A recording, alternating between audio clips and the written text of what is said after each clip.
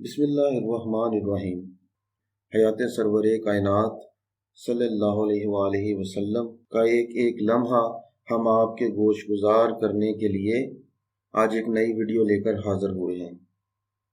قریش میں عبد المطلب کی توقیر و ناموری ان کی فیاضی، دیانت اور دانش مندی کے باعث تھی۔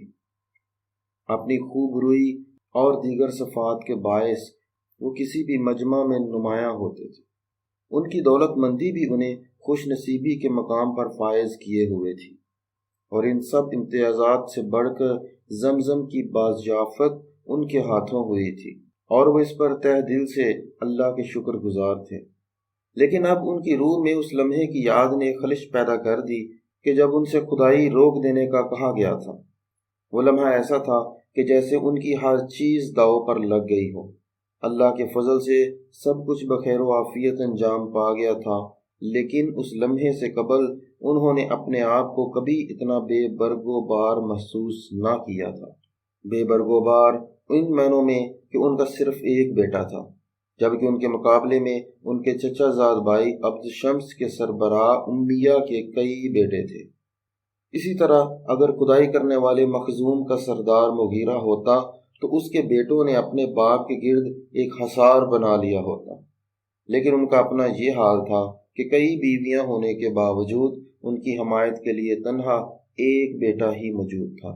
لیکن ان کے خیال اٹھتا تھا کہ جس نے اپنے فضل سے انہیں زمزم عطا کیا تھا وہ انہیں دیگر برکات سے بھی نواز سکتا ہے۔ حال ہی میں زمزم جیسے فضل سے جس طرح وہ نوازے گئے تھے، اس سے حوصلہ پا کر انہوں نے اللہ سے دعا مانگی کہ انہیں ایک اور بیٹا عطا فرمائے۔ اپنی دعا میں انہوں نے یہ عہد بھی کیا کہ اگر انہیں 10 بیٹوں سے نوازا گیا اور وہ سب بلوغت کو پہنچے تو وہ ان میں سے ایک کو کعبے میں اللہ کے نام پر قربان کر دیں گے۔ اللہ نے ان کی دعا سن لی۔ وقت گزرتا گیا اور ان کے 9 بیٹے پیدا ہوئے۔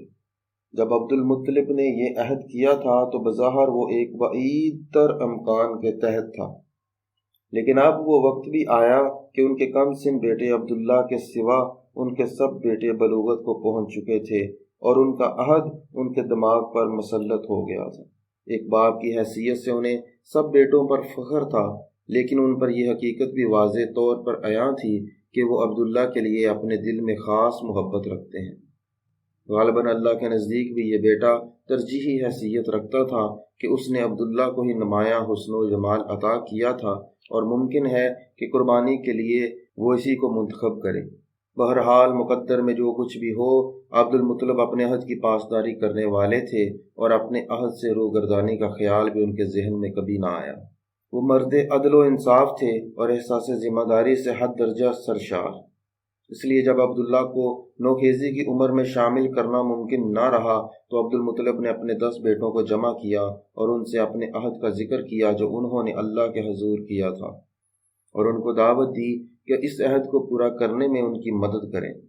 عظیم باپ کی فرما بردار اولاد نے بیک زباں پوچھا کہ اس عہد کی تکمیل کیا صورت ہوگی؟ عبد المطلب نے ان سے کہا کہ ان میں سے ہر ایک کو ایک تیر پر اپنا نشان لگانا ہوگا۔ بیٹوں نے تیروں پر اپنے نشان لگائے اور باپ کی معیت میں حرم مقدس میں داخل ہوئے۔ عبد المطلب نے اس مقصد کے لیے جس غیب دان کو پہلے ہی حرم میں بلایا ہوا تھا، اس کو تمام بیٹوں نے اپنے اپنے نشان زدہ تیر دکھائے۔ غیب دان نے تمام تیر اکٹھے کیے اور عبد المطلب حبل کے پہلو میں ایک بڑا خنجر لے کر کھڑے ہوئے اور اللہ کے حضور دعا مانگنے لگے۔ قرآن اندازی شروع ہوئی تو جو تیر نکلا وہ عبداللہ کے نام کا تھا۔ عبد المطلب نے اپنے بیٹے کا ہاتھ پکڑا اور در کعبہ پر اس نیت سے آئے کہ وہاں سے نکل کر قربانی کی جگہ پر پہنچیں۔ ارادے کی پختگی کے ساتھ ساتھ دل کو یہ خوف بھی لاحق ہوا کہ در کعبہ کی جانب سے ہو کر نکلنے کا مقصد مزید غور و فکر کے لیے مہلت چاہنا نہ ہو۔ عبد المطلب نے اللہ کے حضور اپنے عہد کی ادائیگی کے لیے گھر کی خواتین کو اعتماد میں نہیں لیا تھا۔ ان کی ازواج میں اکثریت ان خواتین کی تھی جو وادی سے باہر بسے ہوئے خاندانوں سے تعلق رکھتی تھی، لیکن عبداللہ کی والدہ فاطمہ خاص الخاص قریشی تھیں، مقتدر خاندان مخزوم کی بیٹی، اور اپنی ماں کی جانب سے عبد کے نسب سے تھیں جو قصا کے بیٹوں میں سے تھے۔ ان کا سارا گھرانہ نزدیک تھا، اس لیے جب چاہتی مدد کے لیے طلب کر لیتی۔ 10 بیٹوں میں سے 3 بیٹے زبیر، ابو طالب اور عبداللہ ان کے بطن سے تھے۔ ان بیٹوں کے علاوہ 5 بیٹیاں بھی انہی کے بطن سے تھیں اور اپنے تینوں بھائیوں پر جان چھڑکتی تھی۔ جب تک قرآن اندازی کا کام اختتام کو پہنچے، لوگوں کی بڑی تعداد صحن حرم میں جمع ہو چکی تھی۔ جیسے ہی عبد المطلب اور عبداللہ در کعبہ پر نمودار ہوئے، ان کے چہروں پر موت کا رنگ دیکھ کر مخزومیوں میں چمگوئیوں کی آگ بھڑک اٹھی۔ یہ خنجر کس لیے ہے؟ ایک آواز آئی۔ عبد المطلب کے جواب سے پہلے ہی یہ آواز کئی آوازوں میں بدل گئی۔ سب کو عبد المطلب کے عہد کا بھی علم تھا اور عبد المطلب کی عہد پرستی کا بھی۔ عبد المطلب اپنے عہد کو دہرانے لگے، لیکن مخزوم کے سردار مغیرہ نے کلام کو درمیان میں سے کاٹتے ہوئے کہا، تم اسے قربان کرنے کی بجائے اس کے عوض قربانی پیش کرو۔ مغیرہ نے پیشکش کی کہ قربانی کا یہ فدیہ مخزوم برادری کے تمام تر بیٹوں کی ملکیت سے تجاوز ہی کیوں نہ کر جائے، ہم یہ فدیہ ادا کر کے اسے چھڑا لیں گے۔ عبداللہ کے تمام بھائی بھی اس اثنا میں حرم سے باہر آ چکے تھے اور دوسروں کی مداخلت پر انہوں نے بھی اپنے والد سے بھائی کی جان بخشی کی التجا کی۔ اس لمحہ وہاں کوئی نفس ایسا نہ تھا جس نے جان بخشی کے عوض فدیہ دینے کی پرزور حمایت نہ کی ہو۔ عبد المطلب بیٹے کی جان بخشی کے لیے جائز متبادل کو قبول کرنے پر تیار ہونے کے باوجود اپنے ضمیر کے ہاتھوں مجبور تھے۔ اسی کشمکش میں یہ طے پایا کہ یثرب کی ایک زیرک خاتون سے اس معاملے میں مشورہ کیا جائے اور پھر اس کے مطابق عمل کیا جائے۔ عبداللہ اور 1 یا 2 بیٹوں کو ساتھ لے کر عبد المطلب اپنے وطن مولود کو روانہ ہوئے۔ وہاں جا کر پتہ چلا کہ وہ خاتون خیبر گئی ہوئی ہیں۔ خیبر رئیس اور متمول یہودیوں کی زرخیز بستی تھی جو یثرب سے قریباً 100 میل دور واقع تھی۔ انہوں نے اپنا سفر جاری رکھا اور بالآخر مطلوبہ خاتون کو پا کر تمام صورتحال سے آگاہ کیا۔ خاتون نے وعدہ کیا کہ وہ اپنے گھرانے کی ایک روح سے مشورہ کرے گی۔